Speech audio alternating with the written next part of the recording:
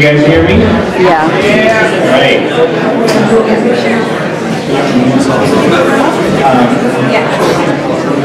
Good evening, San Francisco Democrats. Yeah. How's everyone doing today?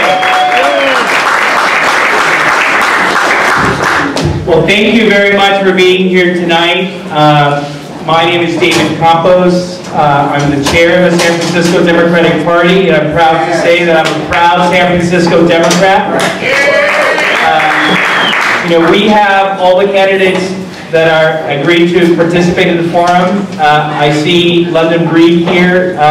When we set up the meeting, the debate back in February, we found the time that every candidate confirmed they could be here. And that was today, March 8th. We were informed a couple of days ago that President Breed would not be able to stay here for the whole forum. And so, we would ask once again if you would reconsider. We have a chair for you. We would love to hear from you. Wouldn't we like to hear from you?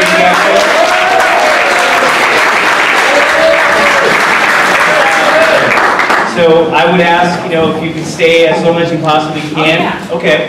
So,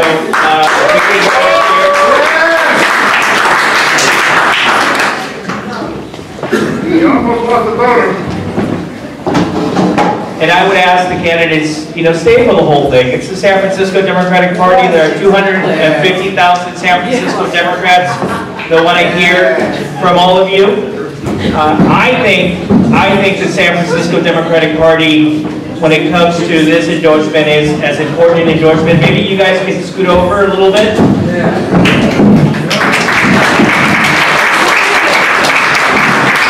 There is room for everyone in the San Francisco Democratic Party. So, again, the San Francisco Democratic Party, I believe, as a San Francisco Democrat, that, and I'll be honest, I think that at times the Democratic Party has not been as relevant as it needs to be. And I would say that there are times, from my own perspective, and I speak as an individual, that the Democratic Party, in my view, has not been true to the values and principles that make us Democrats, not Republicans. And one of the things that we have tried to do in the San Francisco Democratic Party is to bring the party back to those roots. And we have embraced this concept of being a San Francisco Democrat because the Fox News and the Republicans use that as a negative, and we actually think it's a positive to be a San Francisco Democrat and all the values that come with that. Yes. And so this forum is really about giving you, registered Democrats in San Francisco, an opportunity to hear from these candidates. And today, to moderate this debate is someone that I've had the opportunity to get to know and who is a pretty remarkable individual. Her name is Maria Leticia Gomez. Maria Leticia was born in Rosario, Argentina. She grew up in Mexico City and in Washington, D.C. She earned a double degree in French literature and sociology. That's an interesting combination, by the way. From the University of Maryland, and a master's degree in sociology from George Washington University. For her master's thesis, Maria Leticia lived among the Zapatistas in the rainforest in Chiapas, in Mexico, where she discovered her passion for journalism. And if you are a Spanish-speaking person in the Bay Area, for more than 10 years, she has been the anchor person for the local news program for Univision. She has been the person that anyone who is a Spanish speaker in the entire 9-county Bay Area turns to for the news. And I think that if you speak to anyone who speaks Spanish, they can tell you that they trust her. They don't, in fact, they don't trust anyone more than they do Maria Leticia. So I'm really honored that she has agreed for her city where she lives to be the moderator today. So if you can please join me in welcoming Maria Leticia. But before I do that, I do have a question for all the mayoral candidates. One of the things that we see in this mayoral debate at this campaign is that there is a lot of tension and a lot of division. But I'm hoping that one thing that we all can agree upon is the need to turn back the clock and to make sure that we take back the Congress away from the Republican Party. Yes, yes. So we are working as the San Francisco Democratic Party on a effort to turn the Congressional District 10 from a Republican district into a Democratic district. And we will be going in the next month or so to that district to campaign as San Francisco Democrats. Can I count on each one of your campaigns to send us some volunteers so that when we go into that district in the next few weeks, we can have all of the Democratic mayoral candidates are united behind that effort? So with that, please welcome Maria Leticia Gomez.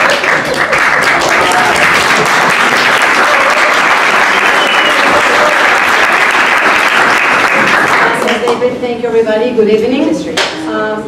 Two things. I'm here to keep the debate going, the conversation going, so whenever I say time's up, please, time's up. Another thing, English is my second language, so if I say anything you don't understand, feel free to ask me and I will ask the question again, second time in Spanish. All right, we have the candidates in alphabetical order tonight. Angela Alioto, London Breed, Michelle Bravo, Jane Kim, Mark Leno, and Amy Farah Weiss. I'm proud on this International Women's Day to see a robust women's representation at the table. Thank you.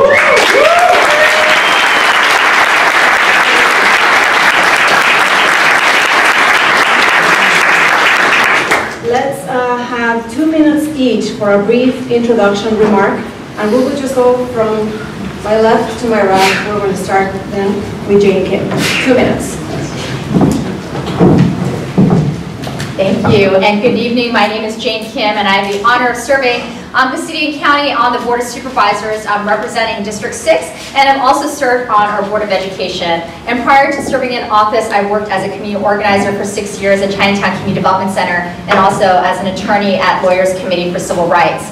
Over the last 10 years, I have demonstrated my commitment to a progressive agenda that makes San Francisco a city for all of us. I'm proud to have worked to make San Francisco the only city in the country to make community college free for all of our residents.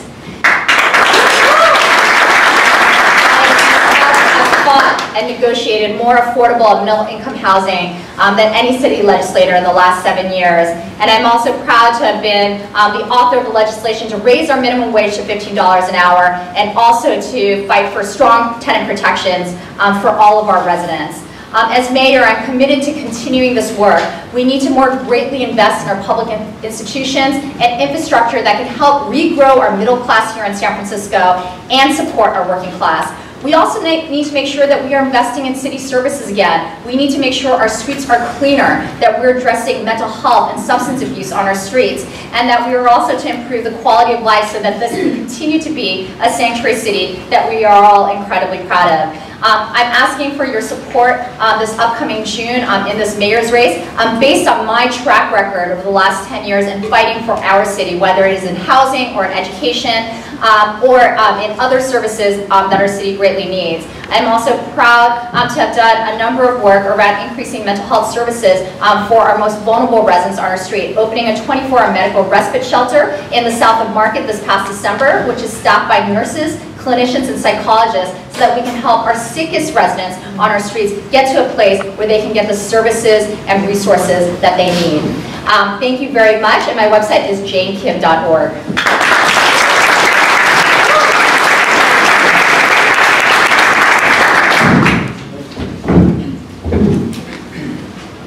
Good evening, everyone. I am Mark Leno, a 40-year business owner, small business owner in San Francisco, who's served not only 4 years on the County Board of Supervisors, but also 6 years in the State Assembly and 8 years in the State Senate. In 1977, when I arrived here as a 25-year-old queer Jewish kid looking for a safe place to land, San Francisco took me in and provided me with some basic opportunities to rent an apartment, to start a small business, to work hard and succeed, opportunities that are in rare supply today. I'm running for mayor because it is time for a new direction at City Hall. Our crises of homelessness, housing affordability are out of control. And on June 5th, voters will have a clear choice between fundamental change and the status quo. We need a mayor who will think big, think differently, think regionally, reject cynicism, and demand results. Results like I accomplished when I was in Sacramento, raising California's minimum wage to $15 an hour, the only legislator to amend the Ellis Act to protect 12,000 of our most vulnerably housed who are in SROs now exempted from the Ellis Act. I brought back $120 million to save City College when it was in the depths of its accreditation crisis, and another $500 million to expedite the construction of 3,300 affordable housing units at Trans Bay, Mission Bay, and the Hunters Point shipyard. So if you are frustrated with the state of our city, like I am, and you want to shake shit up, please join me for your vote on June 5th. MarkLeno.com.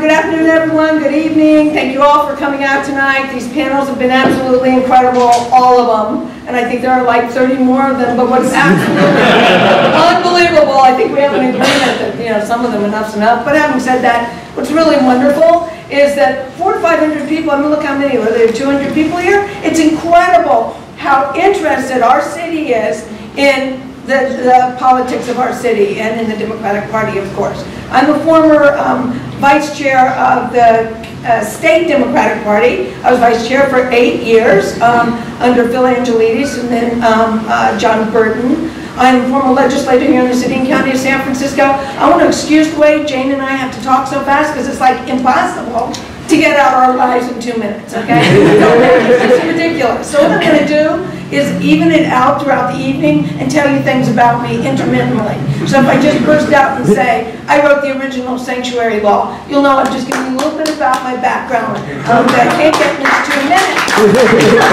I also wrote the first needle exchange legislation, which was an exchange of needles, which is not happening today. Today, DPW is just giving needles and not exchanging the ones that would have saved lives if they take them back. That was a very serious piece of legislation that I did, and it's being abused, and that's extremely upsetting. I also banned cigarettes in the smoke place, the first one in the United States, first one in the world.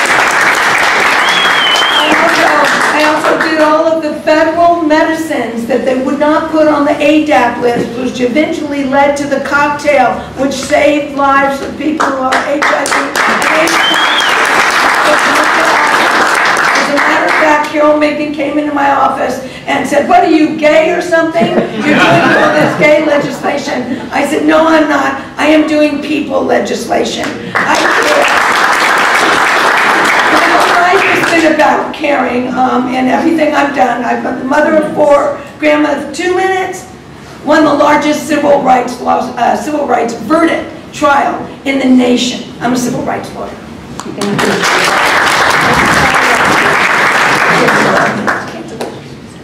It's so important that we're coming together to select the next mayor of San Francisco, because the next mayor of San Francisco will be making a lot of decisions and leading the city in stabilizing our systems and our neighborhoods and our neighbors in crisis, and also developing a long-term plan so that we can aim ourselves towards becoming truly an epicenter of equity, or if we choose the wrong person, it might actually widen that gap more. And in terms of choosing the next person, let's understand that there's another election in 2019 in November. And that's why I have developed something that I'm calling the Mayor's Outcomes Tracker that has 12 categories and 40 measurable outcomes, because this next year is really a trial run for the following 4 years and potentially 8 years. And so we need measurable outcomes. It's not just about saying we're going to shake things up, you're going to feel different when I'm mayor. We need measurable strategic initiatives that we can put into play starting in June 2018. One of those things that we need to all unite on in this room and in this city is to ensure, speaking of stabilization, that stable housing and stable rent are needs for our workforce for our tenants, for our families. Are you with me on that? And what does that mean? It means that we're going to work together to get Costa-Hawkins repeal on the ballot for November, and we're going to focus on making that a priority as a city to make sure that that passes. I'm going to actually ask someone to come up and take this and put it around the room and just bring it back up when it's done. How many people in this room support Costa-Hawkins repeal? Raise your hand. Everybody here on the panel? So far, this is something that we can unite as a group of candidates on. Who you elect as your mayor matters. In 2011, we had a chance to go in one direction. We went in the other. If John Avalos had been mayor, we would have had a public bank. We would have had a totally different situation with Airbnb and TNCs. So let's choose wisely.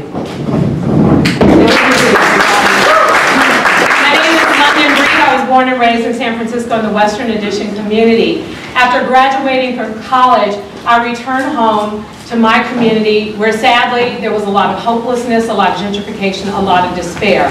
I've worked my entire career on changing and saving lives in the community before I was even on the Board of Supervisors. I ran for the Board of Supervisors because I felt that there weren't enough people in leadership positions making good decisions for the people that I grew up with. My entire life has been committed to that. And when I became a member of the Board of Supervisors, the policy decisions and the work that I've done on the Board of Supervisors centered around trying to make changes for the better for the community and not doing this job in fear of losing it. San Francisco needs bold, fearless, creative leadership. Someone who is willing to take the kinds of risks that is going to change the issues that we care about the most. Our homeless challenges, our housing challenges, our public safety issues. We have a lot of work to do, and we can't be afraid to make those kinds of changes. Last year when we discussed safe injection sites, no one really wanted to touch the issue. I know, I hear you coughing over there, David Campos.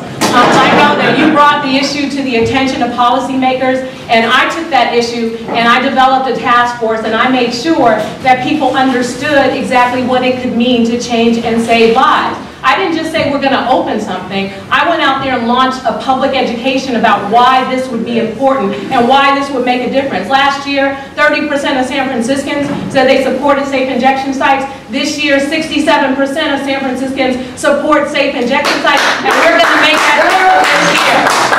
And the point that I'm making is, we can't be afraid of the hard conversations. We can't be afraid to put together the right solutions that are going to help us get to where we want to get. We can talk about how we want to see a different city, but the only way we're going to make that happen is if we work together to accomplish that goal, and we have a bold and fearless leader to do it. Thank you.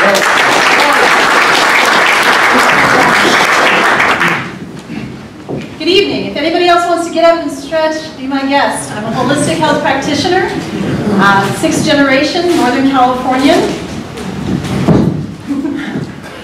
And this is my first anything in terms of getting into a mayoral run or anything like this. Probably not going to take up the 2 minutes. I'm going to do a Twitter on that one. So in terms of what I'm here to do, I was inspired last year because of all the taser stuff. Is everyone familiar with tasers and all of that and what's happening and how many of the folks here tonight either are for or against them? I want you to know I am firmly opposed to tasers. They are dangerous weapons. They cause heart palpitations, cardiac arrhythmia, heart attacks, and can kill our most vulnerable, our elderly and such. So, no tasers, and especially no tasers for SFPD. Yeah. Are you with me on this? Yeah. I have 3 main points that I'm going to stick to for the most part. Obviously, I'll be courteous and answer the questions that I'm asked. But the 3 main points are on my website, michellebravo.org. And these 3 main points are really about grassroots. Hey, we've got excrement and we've got urine, and that stuff needs to be cleaned up. You know, not just for people who live here, but also for our tourism. Our tourism is down. It affects everyone if we cannot get the streets cleaner, if we cannot do something to address our transient situation. I refuse to call them homeless. Not all of them are homeless. Some of them have a home, but they don't want to go back to them. Some of them don't even they're checked out of their bodies. They need medical help. And I have some ideas. They may be a little controversial or a lot controversial, but they're sincere and they're from the heart. As a holistic health practitioner, working within the medical community for over 12 years, that is where I speak from in whatever I do. Thank you so much. At the gubernatorial debate a few weeks ago, we had a hard time finding a coin to toss to determine who would go first. Today I came prepared. I have 2 dice. I need a volunteer from the audience. Anyone please come up. And you will roll the dice, not my husband. Anyone, please, come on up. Whoever gets here faster. So choose one of the two. And before you roll it, it's going to be sort of one from the left, from the viewer's perspective. 1, 2, 3, 4, 5, 6. Whoever's number comes up, that person gets to go. 5. Number 5. Okay, so the first question will go to Mark Leno. Thank you so much. And from then, we're going to move to your left. We'll go to your right so that people in San Francisco are looking. Can you speak to the mic? Okay, sorry about that. Okay, so we'll go to your right so people can see things moving to the left. How about that? No funny. All right, the first question, and you have 2 minutes for these questions. 2 minutes each. Do you think the rapid growth San Francisco experience has been good for the city in terms of social justice and quality of life for all its residents?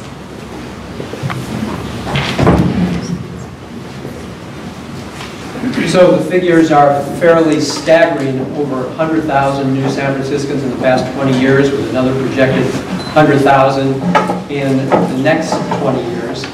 And this has caused great success for some, as we brought in a lot of new industry, created a lot of new industry, and also with a shadow side. So many hundreds of thousands of people have been displaced over the same time period. So the question is a mixed one, clearly, depending upon whether you've benefited or not. The real question is, how do we manage this change? How can we afford the opportunity for oftentimes young people to come into the city and strike their own gold and make a life for themselves, and at the same time protect those who are here and protect the character and the quality of our neighborhoods. So we have very complex and hopefully community engaged planning processes. This area here is part of the Octavia Market Plan, and with a citizens advisory group there has been in place a lot of participation so that we can try to get it as right as possible. That means a good jobs housing balance along with open space and transit to serve the greater capacity needs of a growing population, as well as the services that are necessary and provided by the city. So again, moving forward, it really is about managing the change that we best can do. And this is where I'm talking about a new direction, because in the past so many years, we've seen a much greater focus on those who are holding the reins of power, influenced by a lot of special interest money, with less focus on those who are in real struggle and need of assistance just to hang on to what they got. So that is why I've been working so to limit the use of the Ellis Act, so that we can keep people in place and not displaced. Thank you.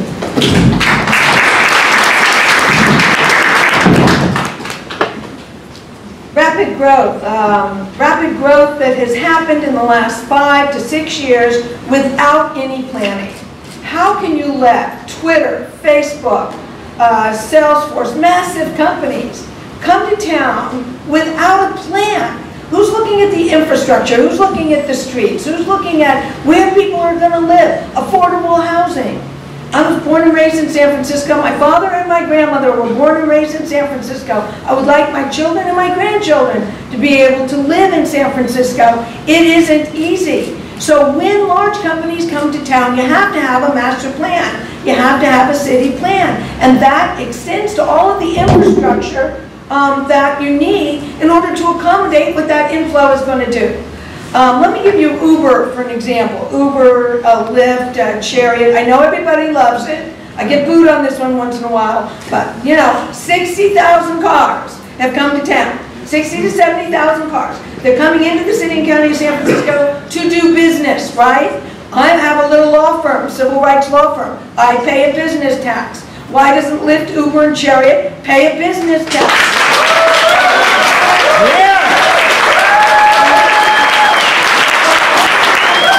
I mean, seriously, one of the richest cities in the world, and all of our poor people sleeping on the streets. It's a disgrace. It's a disgrace. We need to take care of the poor living on our streets, which I'll tell you all about my homeless plan, which worked for 8 years before it got dropped. But we need to take care of the poor and the sick in our families before we're taking care of the Ubers, the Lyfts, and the Chariots who get a free ride.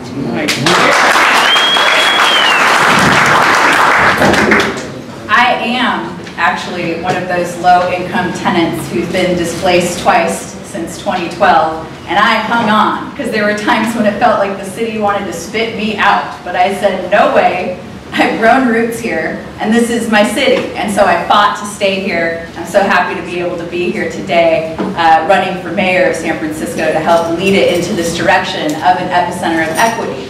So how many people were in the Bay Area in the late 90s during the first tech displacement boom 1.0? So why is it that city leadership, after the global financial collapse, didn't have the foresight to understand that when we grew jobs in the tech industry in the late 90s without thinking about displacement and making sure it was inclusive growth, why did we go this direction of changing the taxing system and having a Twitter tax break in a way that's going to benefit who? The banks, the corporations, and the property owners on market who had their rates go up 80% have never been doing better. But what about the people, right? So I'm here for the people, and I want to say everybody should be very concerned about this central SOMA plan that sounds like tech displacement boom 3.0. Because it has a jobs to housing ratio of something like modest estimates 4-to-1 and up to 7-to-1. So it's so important that we have someone who in this next year is truly focused on a stabilization plan for people who are in crisis. I am the only person on this stage right now that can guarantee you that if I become mayor, I've been working 2 years on piloting and developing a plan to stabilize our encampment crisis. Because I say that I grew up in the 80s before Ronald Reagan was governor, before I was born, and then he was president while I was a kid. And I'm going to say, time is up. We can't be blaming Reagan for the things that are happening in our city and state and country anymore. This is our generation, and we need to become the leaders that we've been waiting for. Thank you. Since 2010, San Francisco has created 1 unit of housing for every 8 jobs. And the problem with that is what we're experiencing right now, our housing crisis, where people who are moving to San Francisco for these job opportunities are displacing long-term residents. We have work to do in terms of planning and making sure that we are doing everything we can to build more housing and build more housing for all San Franciscans. The problem that we've had in this city over the years is allowing 1960s housing policies to continue to dictate how we address affordable housing throughout San Francisco. It's why I work so hard with my colleagues to change the inclusionary housing laws so that moderate middle-income residents can actually qualify for affordable housing in San Francisco. It's really sad that laborers and janitors and people who make this city work, they make a little bit too much to qualify for affordable housing, but not enough to afford market rate housing. Where's the missing middle? Where's the long-term strategic plan to make sure that we don't continue to lose people in this city? And I have watched it happen in my neighborhood. I have watched as folks who I grew up with were moved out of San Francisco. I have watched as, still now it's happening in our city, and everyone wants to point the blame at one particular individual. We're all in this together. We need the kind of leader that is not going to point the finger, but is going to roll up their sleeves and work together to try and address this issue so that we see results and not just hear complaints. I'm your person for that.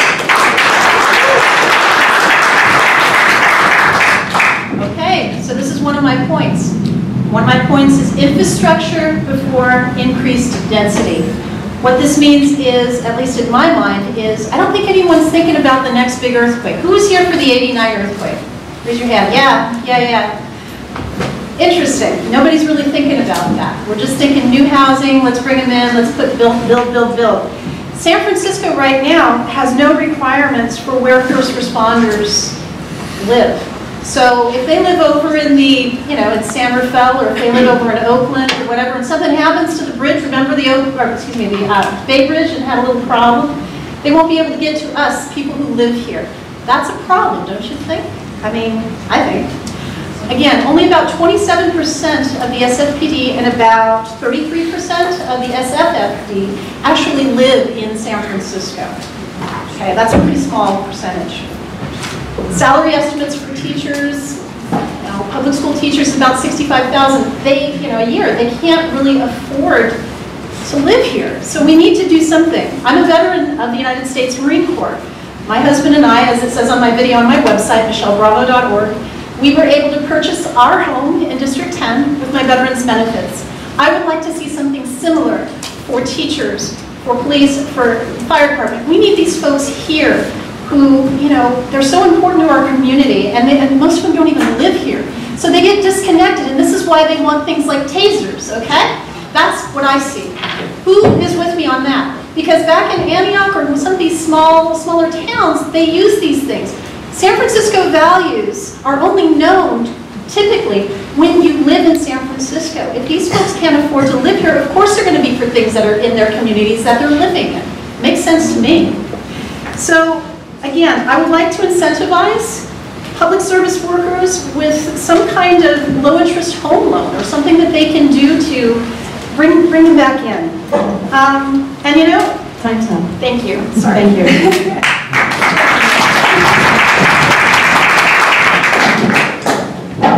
I've talked about this a lot, but San Francisco is in a very unique position in our nation, which is that we are a fairly liberal city, but we're also a wealthy city. And over the last 5 years, the city has generated a lot of wealth, a lot of jobs, but what we've also seen is the same old problems, a growing income gap. In fact, the fastest growing income gap between the rich and the poor in the country, according to the Brookings Institute, and the same problem of stagnating wages. There's a number of things that I think San Francisco can be, and one is that we can be a beacon for the rest of the nation and buck the trend that we've seen over the last 40 years, where government has decided to divest from the very institutions that have allowed this country at one point to grow a middle class and support a working class. We used to be in the business of building housing. This federal government used to actually have a larger budget from HUD than the budget for Department of Defense. And HUD built over close to 6,000 units of publicly subsidized housing just here in the city and county of San Francisco between 1940 and 1980. And yes, I will blame Reagan, but I will also blame Bush and Clinton, who then cut HUD's budget by 50% between 1980 and 2002. And since 1980, the government has only built 1,000 units of publicly subsidized housing. And what happened across the country? Homelessness as a national urban phenomenon grew as HUD funding got cut. We here in San Francisco, with this growing wealth, can ask our employers that are doing very well here in San Francisco to give back a little bit of their value and their profits back to the infrastructure that can help support our working middle class again. And in 2016, I did exactly that with Proposition W, ultra-luxury real estate transfer tax that made San Francisco the only city in the country to make community college free again for all of our residents. And we know that the average job available for a city college graduate is $11,000 more than for the same individual with a high school diploma. So not only do we need to build more affordable housing, which I have been a leader of on the Board of Supervisors, we also need to invest in the social infrastructure and institutions that help support our working middle class. I have an initiative on the ballot this upcoming June to make child care and early childhood education affordable for every family in San Francisco. And I'm doing that to grow our social compact with our residents and be an example for the country.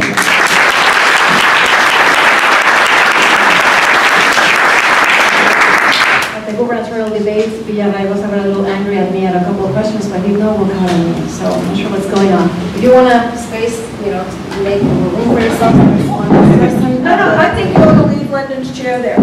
Okay.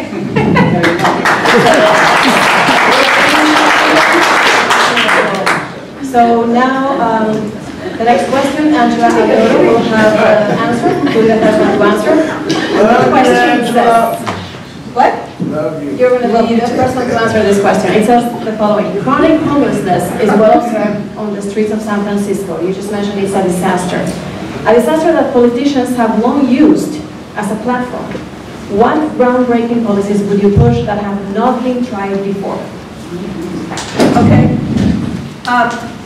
I wouldn't use anything that hasn't been tried before. I would use what we tried before in 2004 to 2004 to 2011 that housed over 11,000 people. 4,332 of them chronic, which means they've lived on the streets for more than 4 to 6 years with triple diagnosis. We moved them into a unit that was permanent supportive housing. And the lack of recidivism of those specific 4,000 units plus is 94%. That means today, if we go over to 2 or 3 of the buildings that are south of Market that we did, and one that's over in Richmond, you will see that the same people we put there in 2005, 6, and 7 are still there. Why? Because it's permanent, it's supportive with medical care, and it's housing. So all of these programs where we put our homeless people into like mental health program, and then they end in 6 months, and then you put them back out into the Tenderloin or back out into the streets, period, and it starts over. It starts over. You keep doing this to me. I know that I did not. Because I think this is being streamed live on Facebook Live, so it's through the sound system. So just put it in your ears, facing your direction. There you go. I'm pretty loud. even sick, I'm pretty loud. Okay, having said that, our new plan is called Rapid Plan, which means taking people off the street immediately. And within 48 hours, having them into, there's a triage that goes on with homelessness. All homeless people are not the same at all. And the explosion of homelessness and the explosion of tents, tent cities, that has occurred in the last 5 or 6 years needs an immediate answer. Believe me, they'll hear me on the whatever. But on this very, very serious topic, that by the way is one of the main reasons I'm running for mayor of San Francisco, is to house the poor in our city, which I said was a disgrace. It's a moral disgrace. So the rapid plan is to house them within 48 hours, put them into, from the 48 hours into something like navigational centers, but fix the navigational centers so that they are not a dead end. Right now they're 120 days and you're out. No, they have to be 120 days, move into transitional, and then permanent supportive housing, assuming you are not as mentally ill as you would need hospitalization. You know, to explain the homeless plan in 2 minutes is simply not fair to it. With Angela that we need permanent supportive housing, but if Angela becomes mayor, given what she said, we will still have thousands of people on our street for years because we need an interim plan to stabilize folks, who the thousands of people who don't have access to a toilet tonight. They don't have access to secure shelter or organization or a pathway or connection to that permanent supportive housing. Are you, oops, why'd you do that to me, Angela? So are you ready as a city to say that now we will say that the bottom rung that people can get to is not the street or a tent or living in an RV without any access to plumbing, right? That was what is going on today. The new bottom rung is going to be safe, organized spaces, and we can mobilize to stabilize 1,000 to 3,000 people over this next year, except nothing less. That is why you should vote for me in your first, second, or third choice, because I spent the last 2 years of my life actually living in poverty, dedicated to working with encampment residents, housed neighbors, service workers. I've been working with SFPD, DPW, Department of Homelessness, Department of Public Health, HSA, all of those organizations, from the direct service worker up to the people at the top of those departments. I understand where the system is broken. I know how in the short term we can stabilize, and it will be joyful. It will be joyful. We will have a summer of not just love, but a summer of love and logic as we work together with encampment residents, which the city has refused to do over the last 2 years. I continue to put forward proposals. Jane Kim has received them, London Breed has received them, so has Angela, so has Mark. I have been trying to work with everyone on this. What you can do, no matter who your favorite candidate is say work with Amy to develop these transitional villages, stabilize this situation, because we live in the city of St. Francis. Thank you.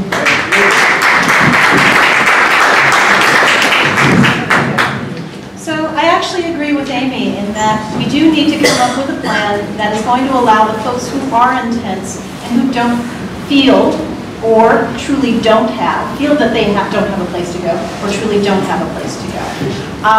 You know, my husband and I live in District 10. From what we can see, there's a lot of open space out there. So if people have tents, maybe, potentially, it's one of those 54 city-owned properties. I don't know.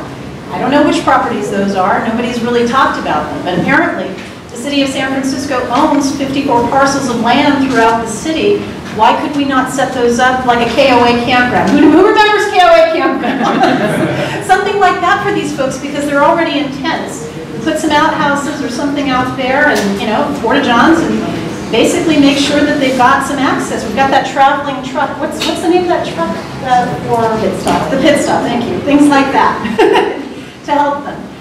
And for our chronically mentally ill transients, I have a different idea.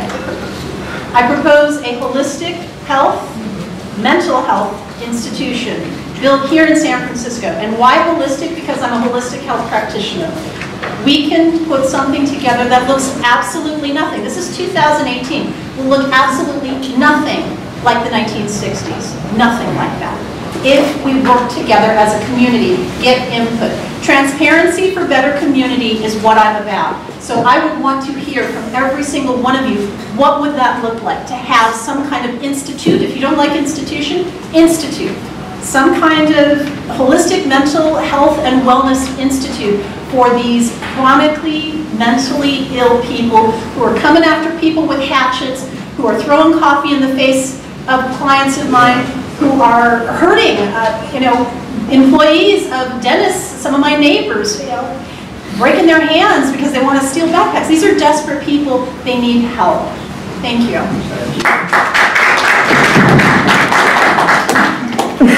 I want to thank Michelle for bringing up the pit stops because that was my initiative. We launched that in the Tenderloin as a response to our constituents who said that there are a high number of human feces on our streets. And after we initiated the first 3 pit stops in the Tenderloin, we saw a 60% reduction in steam cleaning requests in that neighborhood, and we saved 2,200 gallons of water a month during the drought. And we absolutely need to expand this program citywide. And in 2016, I asked the mayor to expand our pit stop program so that every single neighborhood has a pit stop. Everyone should have a dignified place to go, and no one should have to step over someone else's poo when they're walking to work and to school. We also need to expand our shower system. We can open our rec centers early in the morning before our families and seniors arrive and allow people who are on our streets to shower so we can support the hygiene needs of those that live on our streets. I actually stayed in one of our shelters, and in fact, I think I'm the only elected official in San Francisco that has stayed in a shelter. I went through the reservation system, and I ended up at Next Door Shelter in the Tenderloin in my district, and I learned a tremendous amount that night. First of all, people are far older and far sicker than I had realized, and I was one of the youngest people in the shelter. And in fact, the shelter was built for someone like me, someone who's able-bodied, mentally well, but down on my luck and needs a bed to stay for a couple of weeks, a couple of months while I get my feet back up. That is not who is coming to our shelter system today. We need to radically change our system to address the actual issues that are happening in our homeless population. So I worked and I fought to get full-time nurses in every single one of our shelters, which now exist, and I fought to open a 24-hour medical respite shelter, which is a homeless shelter but staffed by nurses, clinicians, and psychologists. So hot team members and police officers actually have a place to take people to if they're sick. In fact, our shelters kick you out if you are too sick because they don't want to be liable for you or what you may do to others. We must address mental health on our streets, and jails are not the solution to mental health and drug abuse. So we need to increase our shelters, and we have to build more supportive housing. Thank you.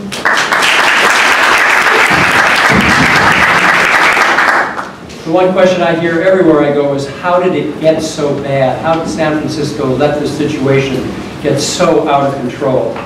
We have upwards of 3,500 people on our street unsheltered every night. At the same time, we have about 1,000 available single-room occupancies, SROs, that we could, if we decided that this was a top priority, we would identify sufficient funds so that we could take 1,000 people nearly immediately and put them into SROs with supportive services that they will need to stay successful in their housing. And we have got to stop recycling those who are dealing with mental health and addiction issues through our criminal justice system. And the way to do that is through a mental health justice center where we can assess and diagnose and treat folks who are dealing with mental health issues and addiction issues. And then, rather than cycle them back to the street without a treatment plan and without any caseworkers, so they come back into our criminal justice system, as they come out of the mental health justice center, we would be able to make use of $100 million that I was able to access in Sacramento for the specific purpose of building permanent supportive housing for those with mental health issues. And that would create about 400 new units for that population alone.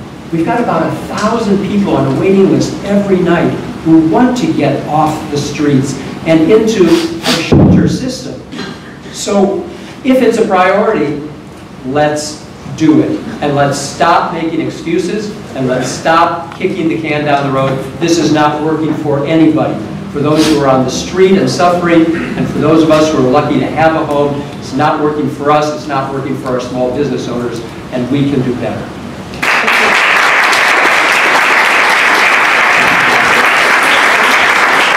The first person to answer the next question will be Amy Weiss, and the question asks, with the shared or sharing economy being headquartered in San Francisco, what's their role in giving back to society, especially considering the amount of exploitation that is documented of workers by these companies?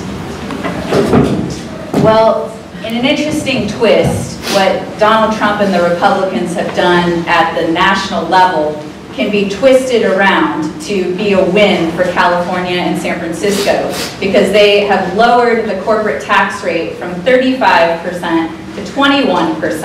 And so now, joyfully, our corporations in California and in the region can give to building San Francisco and the region in California rather than sending their money to the military or the red states. That's a good thing, right? So joyfully, the corporations will start to contribute back. So let's just say that. Secondly, David Campos did some amazing things around Airbnb, where he proposed at the very onset, and that was when I was working, I founded an organization called Neighbors Developing Divisadero, and we came up with, as a community, the same types of common sense regulations that David put forward in 2015.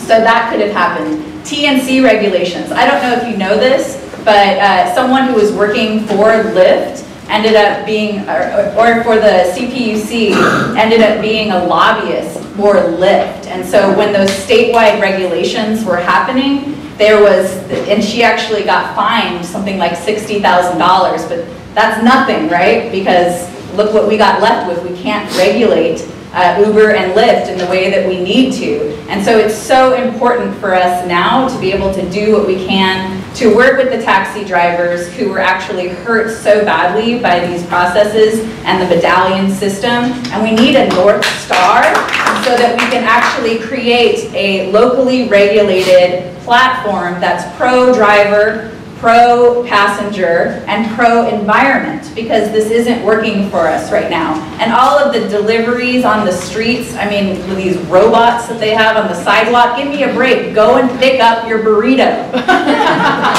Right? Thank you.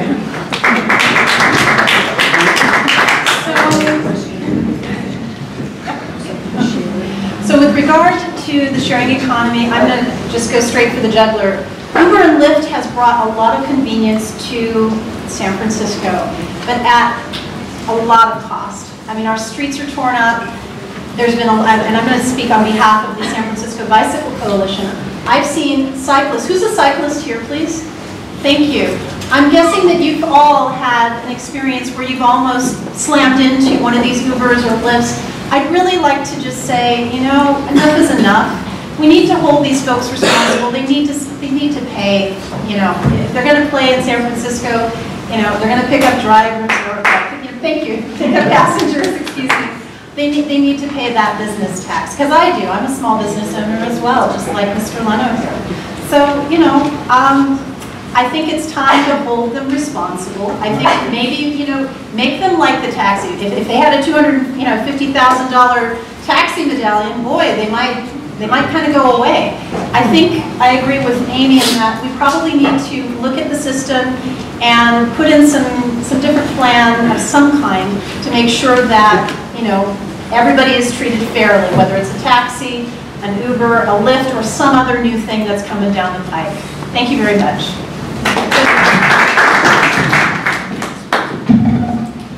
First of all, I think San Francisco needs to lead the way in being a model employer here in San Francisco and push our private employers who are creating jobs in San Francisco to be model employers as well. We need to move Silicon Valley away from W-9s and independent contractors into W-2s. They should hire their security guards, their engineers, and their janitorial staff to be full-time employees of those organizations instead of contracting out those jobs. Similarly, the city and county of San Francisco can do the same. I've always opposed contracting out. In fact, I'm the only candidate that has a track record of opposing contracting out public services during years of recessions and crises. And we need to ask our private employers to do the same. And if they're going to provide commuter shuttle buses for their engineers and programmers, they should also provide commuter shuttle buses for their cafeteria workers, security guards, and janitors who probably need it.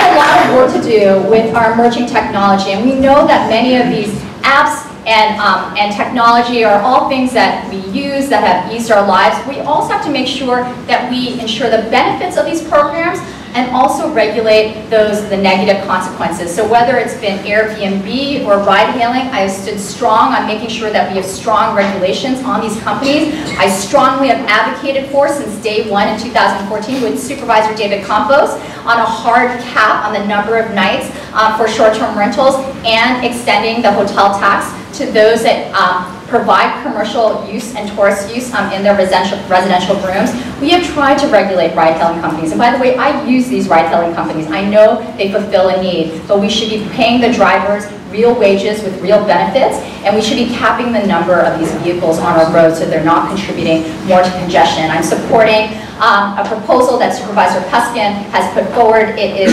a gig economy gross receipts tax on ride-hailing companies to ask them to pay their fair share of their profits to invest in transportation and other infrastructure that they use to benefit and profit from our streets. Time's up.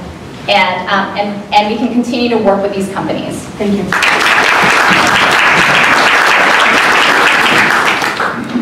The technology sector, just like any other business sector, needs to pay its fair share, play by the rules, and obey the laws. And I'm going to also invoke the name of David Campos, who put forward some very thoughtful and reasonable amendments to the Airbnb legislation. Keep in mind, the business model was illegal when it started. It was illegal to rent a room for fewer than 30 days in San Francisco. So the board made it legal, but there was no way to enforce it. So there was an amendment to suggest and require that the platform, once we made it a law, the host had to register with the city that the platform couldn't allow anyone without registration onto that platform.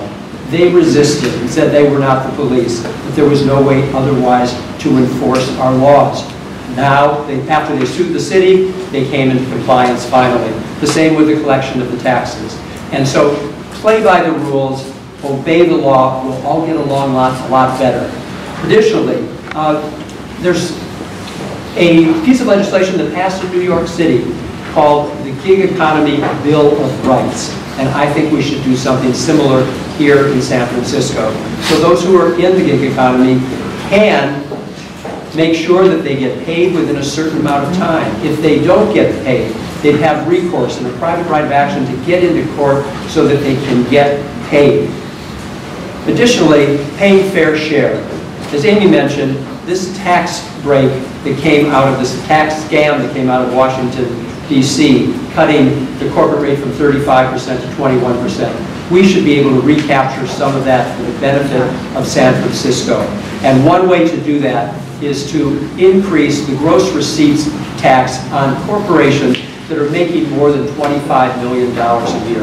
It could bring in hundreds of millions of dollars that would just be the money they would otherwise have paid in federal taxes.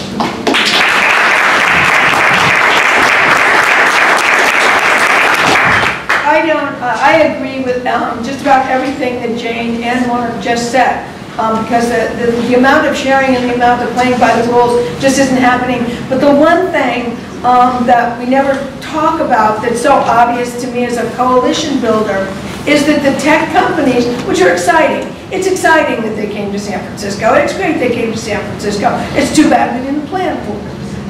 And it's really too bad we didn't plan for it, especially in the housing area. But what doesn't exist is the tech companies don't talk to the communities and don't talk to the government. Government, tech companies, and communities have to sit at the same table, the way we did when we did the bill for the chronic homelessness, and come together in agreement. What happened with Uber and Lyft and Chariot and those other types of corporations that literally came to town and skipped over the government by going to your telephone. They literally skip over governmental rules because they're on your telephone. And so we have to be aggressive with them and make them sit down at the table and ask them to give back to what we, the people of San Francisco, believe they need to give back to, not to what they want to give back to, which is very nice. A lot of them are very big in giving, and we appreciate that, especially the hospitals. But having said that, they need to understand what our need is. They are in a totally different bubble. City Hall's in a different bubble, and you go out into the communities, and they're in a different bubble, and they're all asking for housing, clean streets, helping the homeless get off the streets, and to lower the crime rate. So we need to get these three groups together and create a strong coalition where they understand what to give to, what we need, and how it works for the betterment of all of San Francisco. Thank you. The first person to answer the next question will be Michelle Bravo, and the question asks, when we discuss policies and vulnerable communities that the federal administration has targeted, what does that mean to you, and what would you do to further protect these communities? So as a sanctuary city, San Francisco has always felt to me like a very safe place, not just for illegal immigrants, but for everyone. So in terms of protecting these folks, I feel like, well, before I speak too hastily, I feel like there should be more of a look at our budgets at City Hall to see what we can afford to do for these folks, and then if we need help, to ask for help from the state and federal government or whomever we need to protect these folks. I don't think our problem is with illegal immigrants. These folks tend to want to work hard. They really are here for opportunity. We need to find ways to help them become citizens, maybe easier. I don't know that specific answer, what that would be. I'm still new here in terms of all the governments. But I do know that these folks, whenever I have met them, and certainly I have some wealthy clients of my own who have definitely have these folks working for them in various capacities. These folks have heart. These folks work hard. They want to be here. They really do. And they're not here to hurt anyone, in my opinion. We had that rare instance with this other gentleman with the Kate Stein. I think it was a lot of political posturing that was going on, and there was a lot of misunderstanding. And I feel that was also a rare piece that happened in our city. Going forward in terms of, illegal immigration, I think it's important they have a safe place to be because, again, they do want to be here. So let's find a way to keep them here, but let's also find a way to keep them legally here. Thank you.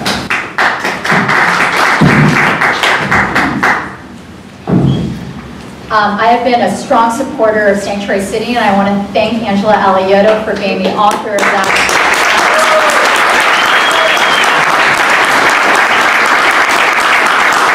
In order to make sure that Sanctuary City is a true policy, we need to invest in resources to make sure that our immigrant community has the resources that they need here in San Francisco, whether it is right to counsel, immigrant organizations that can provide culturally competent and language accessible services, and also make sure that we have a hotline available for immigrants who are currently living in fear. This issue is personal for me. While I was fortunate to be one of the members of my families that was born in this country, many members of my family came to this country undocumented, and we didn't even know that until my cousins applied for or wanted to apply for a driver's license or apply for financial aid to go to college.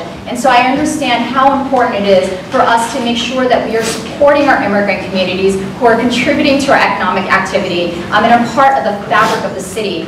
But we can't just fight for Sanctuary City. We need to make sure that we're an affordable city. For Sanctuary City to actually mean something, it's great to have the most progressive policies and services in the country, but if people can't afford to live in San Francisco, they're not going to be able to benefit from the great progressive policies that we're passing here in San Francisco. So we need to preserve rent-control housing. We need to continue our small site acquisition to take rent-control buildings off the speculative market, and we need to build more affordable and middle-income housing so that people who want to be in San Francisco as a Sanctuary City can afford to be here. Finally, as we talk about criminal activity, we need to address it not just of undocumented immigrants, but of all of our citizens. Any of our policies that address criminal justice and public safety should be one that addresses everybody. We need stronger gun control laws in this country so that commit violence on our streets. I want to apologize. I still have a job as a supervisor, and I have an HOA meeting in the Tenderloin that I must attend that we committed to back in December at 8 p.m. I tried to stay as long as I could, but I do hope that folks will continue to look at my track record, and that will be the one that I will continue as mayor of San Francisco. Thank you very much.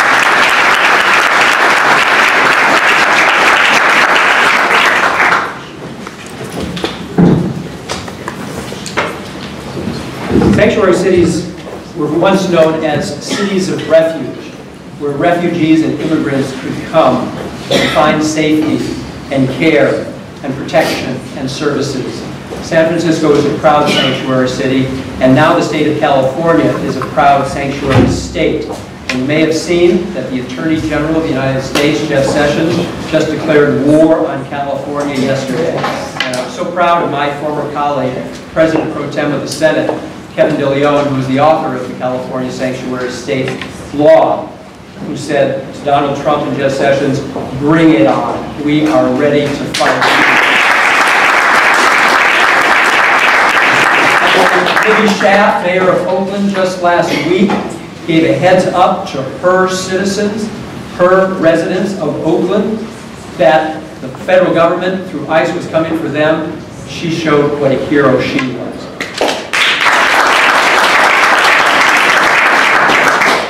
But as we all stand in support of sanctuary cities, we should realize that our undocumented community lives day to day at great risk, not just of ICE, but of their own daily needs, such as housing. There's a lot of discrimination in San Francisco against those who are without documentation, who live in fear, and also may be denied housing because of their status. So there's a lot more that we can do not only to make San Francisco more affordable, which is why I authored the inclusionary zoning ordinance back in 2000 to make sure that a percentage of all new market rate housing is below market rate housing, and we've built upwards of 5,000 affordable units as a result of that since then. But let's focus on those who are at risk of ICE detainments, provide them with the legal assistance that they need, because if you are undocumented and in the deportation hearing, if you are without legal representation, you are 7 times more likely to be deported. So a lot of work yet to do to protect the families and residents of San Francisco. Thank you. So make no mistake, people are being deported every day right here in our own backyard. It isn't like because we're a sanctuary city, people are not being taken away. That just is not what's happening. When I wrote the sanctuary law in 1990, it started in '89. It was because there's a Club Elegante in the Mission District where there were about 300 or 400 people dancing the night away. And INS at the time, is now ICE, went in and literally arrested all of the people they believed to be illegal and put them on an airplane the next morning. So I was on the Board of Supervisors, got a call and said, you have to come down to the Mission. I went down to the Mission and you would not have believed the scene where all these children were sitting on their front steps asking where their mom and dad was. It was absolutely shocking.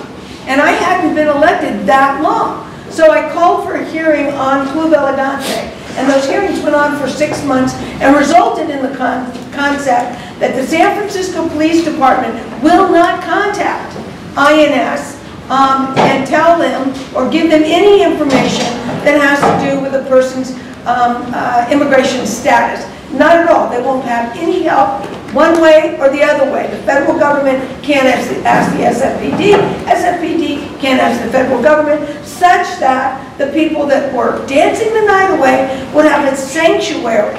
A sanctuary. Churches are sanctuaries. Sanctuaries are places of peace. Peace.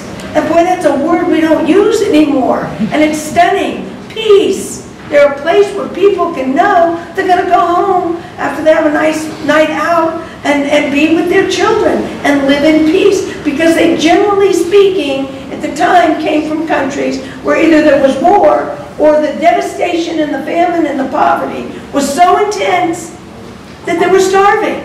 So they came to the new America. My grandfather, Alioto, jumped off of he was a stowaway on a ship in the Hudson River from Sicily at 11 years old, jumped into the water, got on a train, just about everything he did, Trump would consider to be illegal.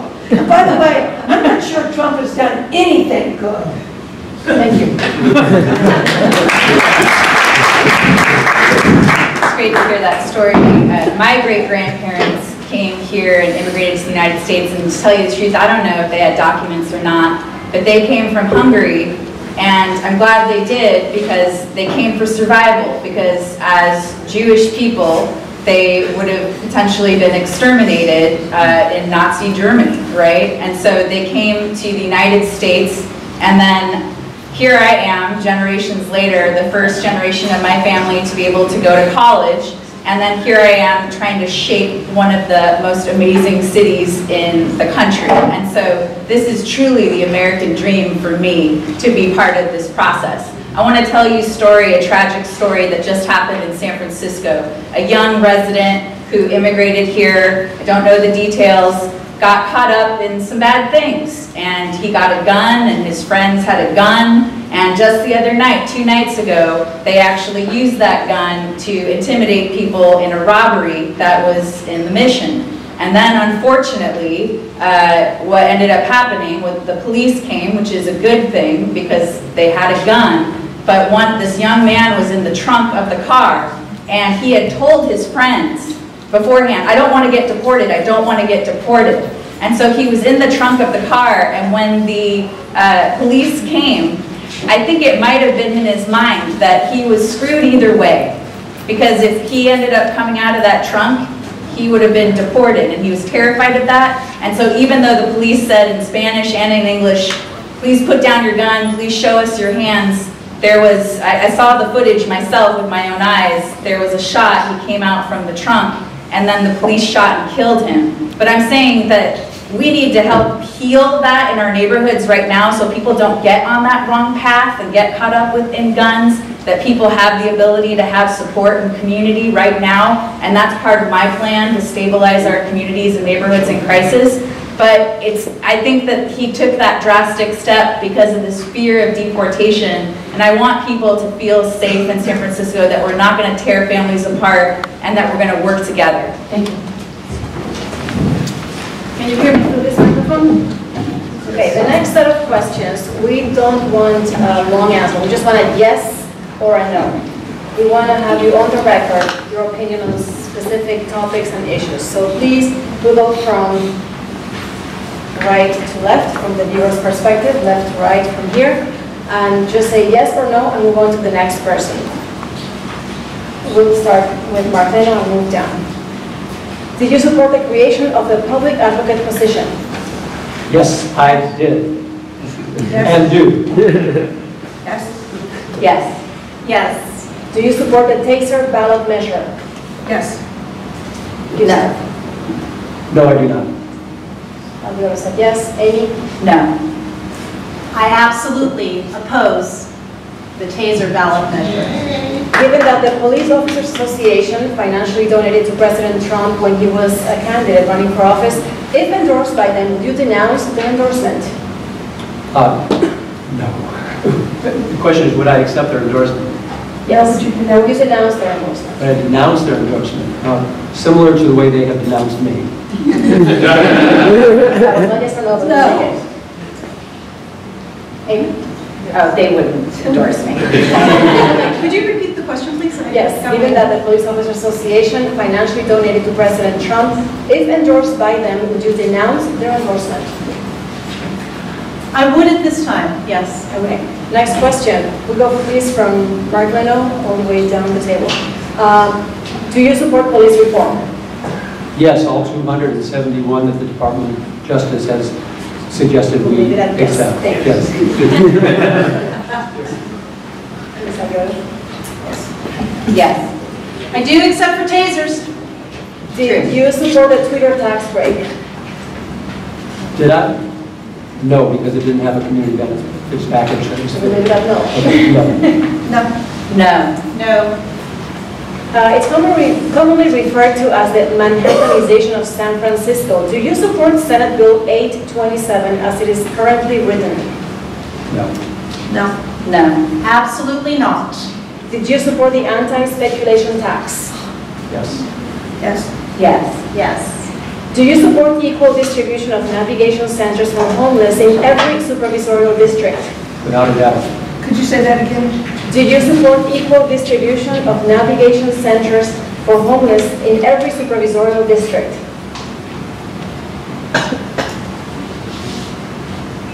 That assumes a fact, not an evidence, which is that I support navigational centers. Okay. So it's hard to answer that I would support facilities in every part of the city, of course, but navigational centers are a dead end for the homeless. Okay. All 11 districts have unsheltered people, so yes. At this time, this is what we have, so yes. Will you commit to labor peace and fair organizing? Yes. Anyone that says no to that, yes. Well, Richie Greenberg might. Okay.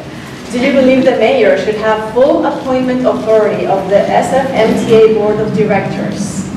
No. Yes. I would totally transform the appointment system, so it would be a community process. No. Have you signed onto the pledge to publicly denounce, renounce, and reject independent expenditures? Given that I wrote it, yes. Yes. I didn't sign it, but I'm new to this game, so I would say yes. And last one, would you accept the endorsement of Ron Conway? That's not an endorsement I have to worry about. That's Natalie. No, that assumes you know them. I don't know. You have to know them to accept his endorsement. I've met him once. Yes or no? No, would I accept? I'm a Democrat, and I'm a little worried about some of these questions being so final. I'm a Democrat, okay? I don't know what Ron Conway is. As I said, I don't know him. But we all know what he has done for different candidates, so we would like just a yes or no answer.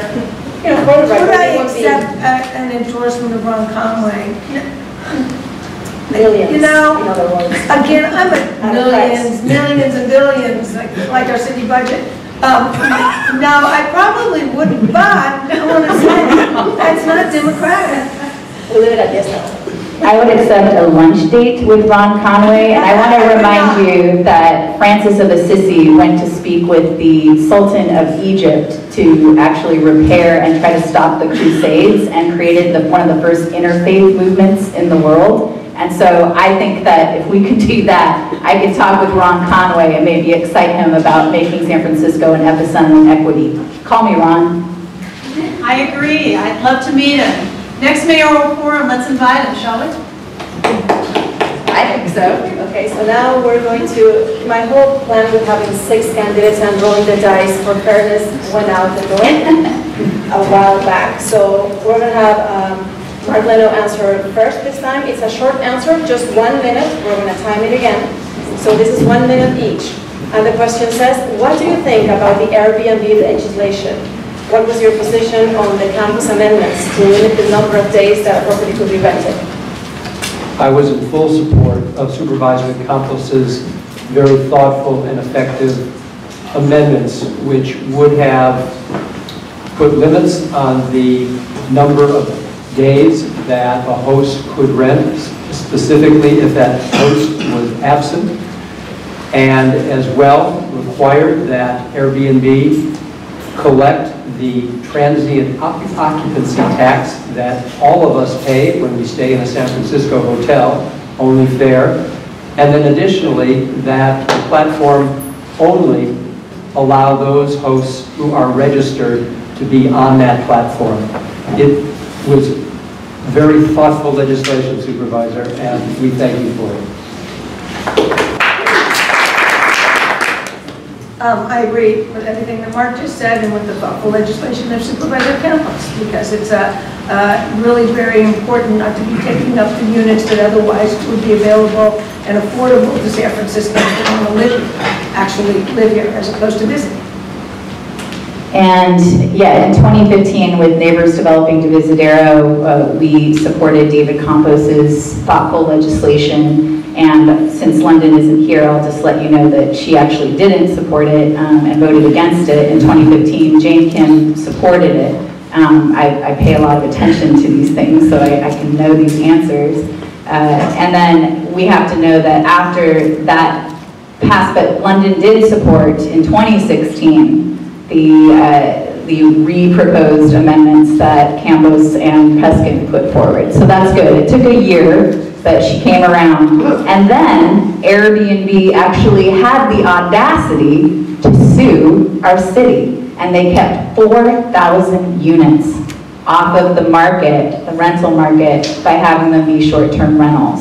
And so that isn't a good neighbor to me, Airbnb. You're gonna have to do a lot to make it up to me. Thank you.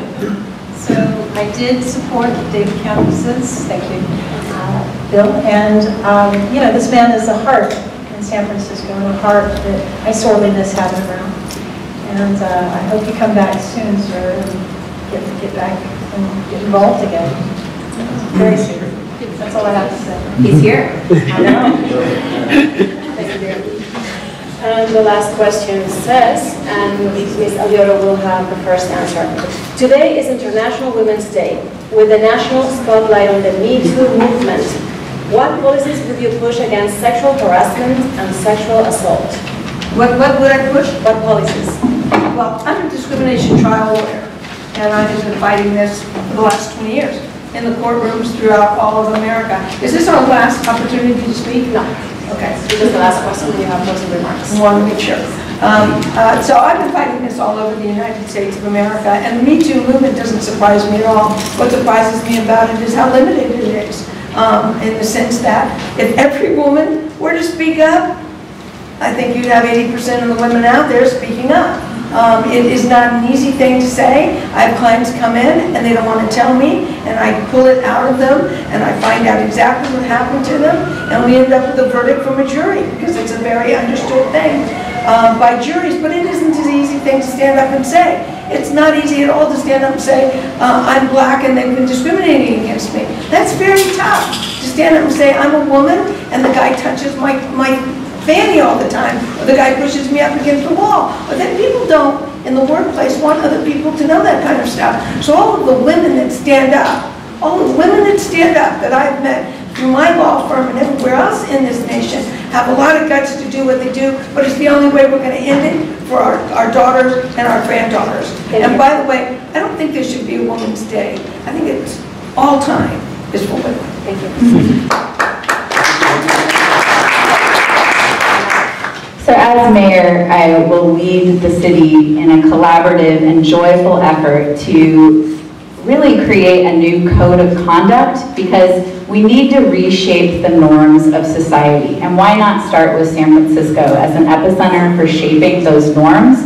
Because people should be able to be attracted to one another, but people do not want unwanted sexualization and objectification in any kind of situation. So there's a way that we can do this, and we can actually create these new norms together of what if it was that when you were going down the street and someone was attracted to you, they paid you a nice compliment, like, you really brighten up my day. And then if the person looks at them and smiles, maybe you get to go to the second level and say, I'm interested in you. And if that person says, I'm not interested, then everyone smiles and goes along their way. I think that we actually need, I'm an educator and a developer of ways for people to communicate with one another, and so we actually need to create these new norms so people don't feel afraid, but there's a way that we can do this together where everybody feels good about being able to be attracted and attractive to each other. Thank you.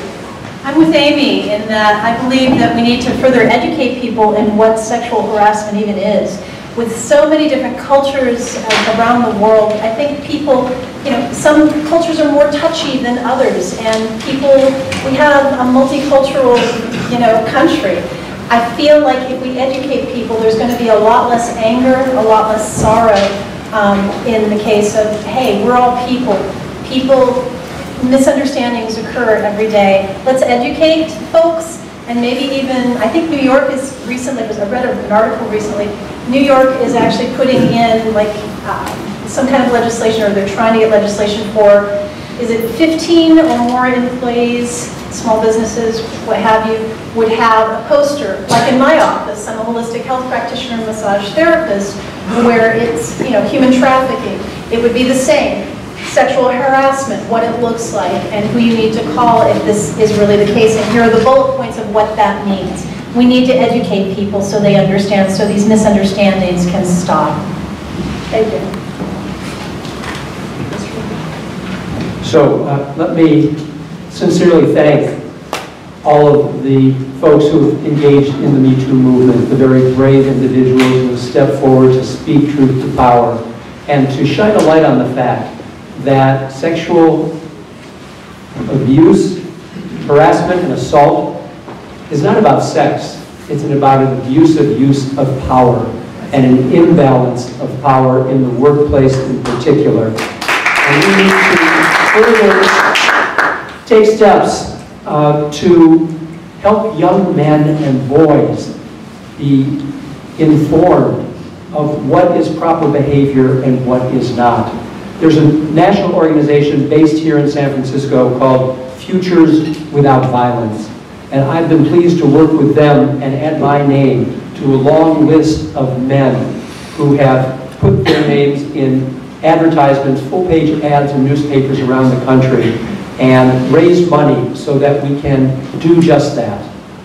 Help young men and boys realize that this is violence. Thank you.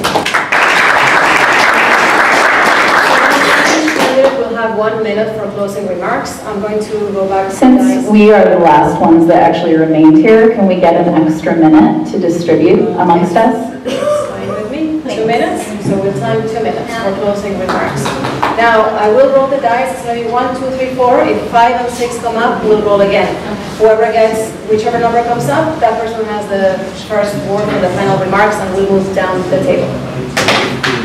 Number 4. So, Michelle Bravo has the first closing remark. 2 minutes. Okay. I want to thank everyone for your patience. We had a delay in getting started, so thank you so much.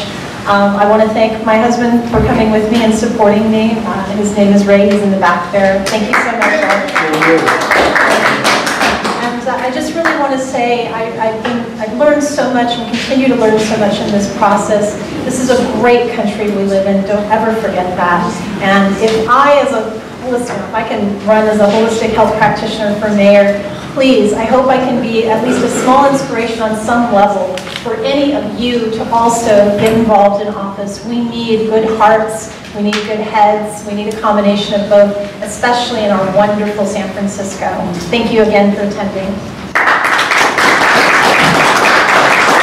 So, as I was saying before, it's great to be able to talk about these platitudes about change and how things will feel different or they will look different when we become mayor.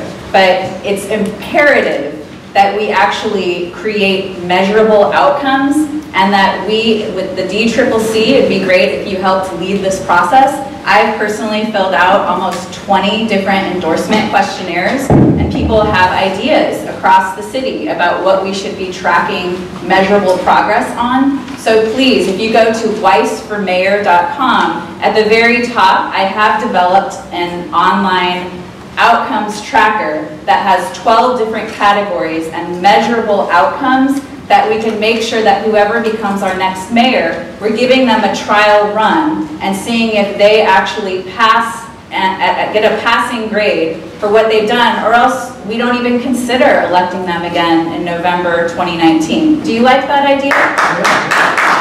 And this is a participatory process, and so what I have currently on my website, it's 40 different outcomes in 12 categories, but this is something that we can shape together.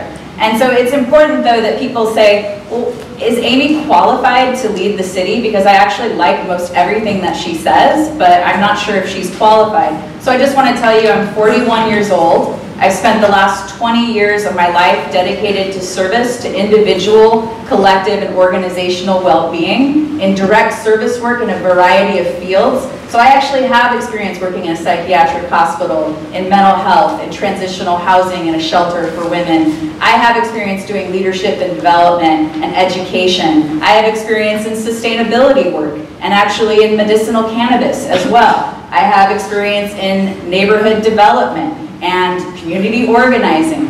I am actually the most qualified person to lead the city because I'm not going to do it as an island. I'm a bridge. And so I will work together with people, and I would love to turn to David Campos and many other people to be able to be part of this process as well. So thank you, vote 1, 2, 3 for equity, San Francisco. Thank you. Go back for a second in this 2 seconds on the police reform where I said yes. You know, I'm not going to say yes to 261 reforms. I haven't read each and every one of them. I come from a background. My father was Mayor Joseph Alioto. When Dad was mayor, we had the SLA, we had the Zebra, we had Patty Hearst kidnapped, we had Sin Q, we had the candy bombers who blew up our house, we had the San Quentin 7. We had the candy bombers who blew up our cars. I came from 8 years of some serious terrorism in my front yard, okay? The San Francisco police officers at the time were people we loved, cherished, trusted, who guarded us and took care of us. So I am and always have been a pro-police officer person. But let me just say, when there are bad apples, I sue them. When there are bad apples and the department doesn't get rid of them, the department needs to get rid of them, okay? You don't stand by people that do something wrong. But the majority of our police officers really are there to protect and to preserve and to save people. At least that's how I feel. It's coming from someone of a serious terrorist background. When I see an officer, I don't get scared. Of course, if I'm speeding, I do. But other than that, you know, if I'm speeding, I'll yell at the officer, you know, and I'll myself. But my point is, I don't want to say yes to 261 reforms that I personally haven't read. I have read the 14 that they did adopt, but so I want to undo that. But it would bother me to say yes to something as a trial lawyer that I don't know by heart. I'm a very thorough person. So again, by the way, I wrote the medicinal marijuana law.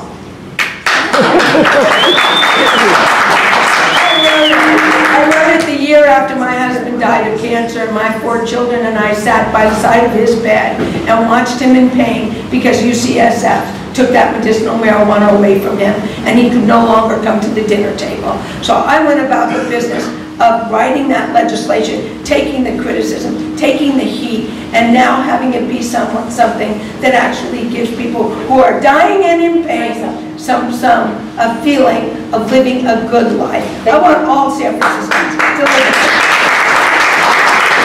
Just as a point of clarification, the earlier question was, do you support police reform, not a specific document, correct? Yes, we actually discussed that when we were coming up with the questions. We mentioned that it would be difficult to say yes or no to. We are aware of that. Thanks for the clarification. Mr. Leno, you have your closing remarks, 2 minutes. When the rich and powerful voices have greater access to the policymakers at City Hall than you, their needs are addressed rather than yours. And that's why I'm so adamant that we make sure that unregulated and unlimited contributions are kept out of influencing the outcome of this debate. When I talk about shaking things up at City Hall, I mean a lot of different things, but I also want to get to the nuts and bolts of how business is done at City Hall. For example, commissioners who sit on a variety of commissions who make decisions that impact our lives on a regular basis are done as a result of political patronage rather than through representation of your neighbors and you. We've got a problem. And so I would have a committee put together representing all the neighborhoods of San Francisco to make recommendations to me as mayor as to who should sit on these commissions and get rid of the political patronage. And by the way, people with expertise in the field that they're going to be working in on those commissions. You know, for the past 30 years, both as an activist and as an office holder, public servant, I have stood up for those without a voice. Whether we're talking about foster children or prisoners in solitary confinement, those tenants who are at risk of eviction, or those who are at risk of discrimination in housing, employment, and public accommodations. And as mayor, I will continue to stand up for those without a voice. And I will stand up to Donald Trump and his hateful agenda against immigrants and refugees and women and our ethnic communities, Jews and Muslims, and the LGBT community. I ask for your support. Join me if you're looking for a new direction at City Hall. Thank you for being here.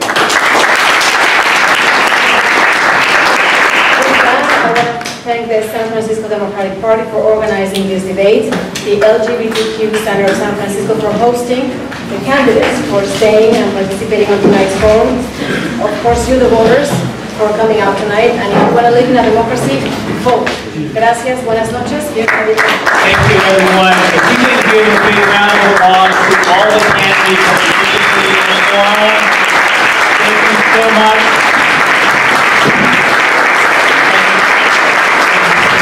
Also thank Maria Leticia Gomez for being our moderator. Thank you so much. Just a couple of final points. I do want to acknowledge members of the Democratic County Central Committee who are here. Fatima Gupta, Pedro de Jesus, Sia LaCroix, Ian Baraka, Sophie Maxwell, Francis Shea, our Executive Director, Peter Galata, our Executive Director, Adam Hayes, Kelly Brock. By the way, our endorsement meeting will be March 28th, so make sure you come to the women's building. I already said so. Thank you everyone, thank you for coming.